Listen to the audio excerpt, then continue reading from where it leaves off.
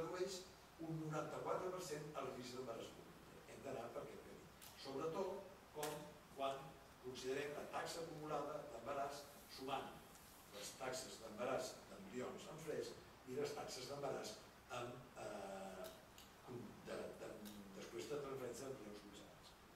De nou, no podem oblidar els aspectes econòmics dels tractaments mèdics i avui en dia més en boga en totes les polítiques sanitàries que s'han de seguir. I de nou, aquest estudi, aquest article del que ve a mostrar és que des del punt de vista econòmic, si es compara la transferència de dos o d'un embrió, la transferència de dos és més eficient si només considerem els segles en què es transfereixen embrions en fresc. Si considerem les transferències d'embrions congelats també, les diferències en favor de transferir dos embrions ja desapareixen. Però podem fer més coses. Podem transferir un sol embrió, però no el segon o el tercer dia, sinó ja més desenvolupat. Transferir el cinquè, sisè dia. Que diem un embrió en l'estadi de blastocist, que ja té 120-130 cèl·lules i que té un percentatge d'implantació una mica més elevat. I quins avantatges té transferir un blastocist? Doncs que, com que són 5-6 dies de cultiu, ja podem seleccionar els millors embrions. Ja els embrions es van dividint d'un ritme diferent, els de millor i els de pitjor qualitat. La sincronia, el diàleg entre l'embrió i l'úter de la dona que podem aconseguir és millor. L'úter estarà menys irritable, menys contràctil, perquè a la vora de l'ovulació l'úter està sempre més contràctil i les taxes d'implantació seran més elevades. Quins inconvenients té transferir un blastocist? Doncs que no tots els embrions arriben a blastocist, màxim un 50-60% hi arriben, es perden embrions per causa d'aquest cultiu prolongat i això fa que menys pacients arribin a la transferència i hi hagi menys embrions per congelar. És molt interessant la situació als Estats Units. Als Estats Units hi ha una competència comercial entre els hospitals severíssima i això fa que es facin polítiques molt agressives. Es transfereixen, els és igual, embarassos triples, quàdruples, es transfereixen números molt elevats d'embrions per tenir taxes molt elevades d'embrions.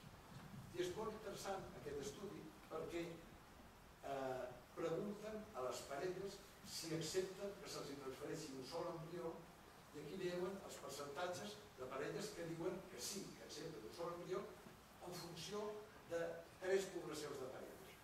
Parelles que fan el tractament pagat per una companyia d'assegurances, parelles que paguen el tractament per elles mateixes, paguen per la seva butxaca, i parelles que això és un model que als Estats Units es fa de risc compartit, de shared risk, que el centre diu li ofereixo a vostè 3 intents de tractament, vostè em paga 2, si vostè queda embarassada al primer intent, l'hospital el guanya, si vostè en té que fer un tercer, l'hospital el perd.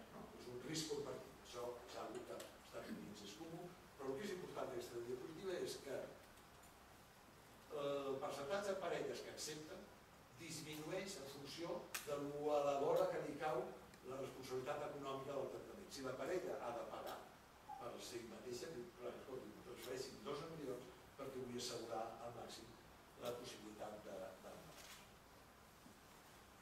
Quines recomanacions hi ha a Espanya, a Bèlgica, a Anglaterra, als Estats Units, recomanacions nacionals? Veiem, i aquí de nou hem de rendir tribut als col·legues belgues. Què van fer a Bèlgica?